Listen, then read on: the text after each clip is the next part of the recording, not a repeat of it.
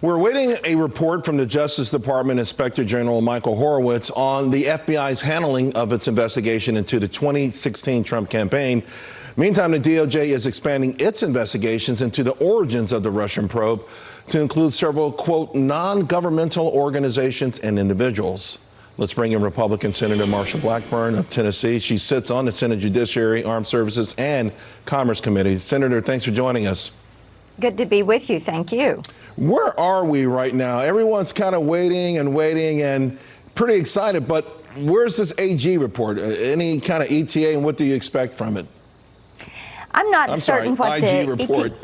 Yes, what the ETA on the IG's report is going to be. But here is what we do know, Charles, is that the Democrats are getting mighty antsy about what might be found in that report and about what Attorney General Barr could possibly be looking at, because they are the ones who did some outsourcing and working with the Russians and foreign nationals and trying to get information, the dossier paying for that through the Clinton campaign.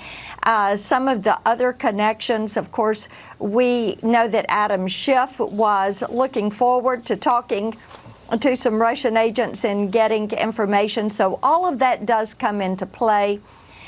We look forward to getting the report, and I can assure you that Chairman Lindsey Graham there at the Senate Judiciary will do a tremendous job of conducting appropriate oversight. Senator, you took some criticism this week. Tennessee Senator blocks a bill to mandate foreign reporting of foreign election aid.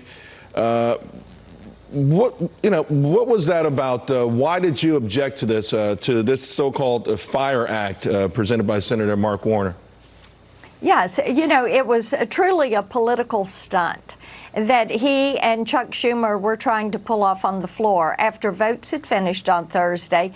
And then about an hour later, they go to the floor. They're going to try to push through a UC saying you would have to report all contact from any vendor, door knocker, participant, anybody having conversation or even commenting on your campaign. You would open them up to an FBI investigation, and everyone has vendors that work for their campaign. This is something that was overly broad.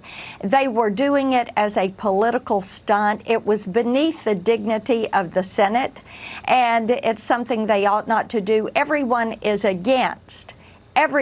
is against foreign interference into U.S. policy or elections or influence or any such. It was wrong in 2016.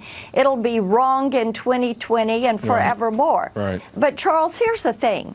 The Russians have been trying to interfere in U.S. policy for decades. So out of all this, I do congratulate my Democrat colleagues for finally admitting that Russia is not our friend, they're a foe. Of course, that is something that former President Obama obviously did not think was a problem because of the comments that he had back when Mitt Romney was his opponent. They were in that debate. Right, it's also something, he had said to Medvedev, please tell Vladimir I'll have more flexibility after the election. I want to ask you about the southern border, the crisis there. Sure.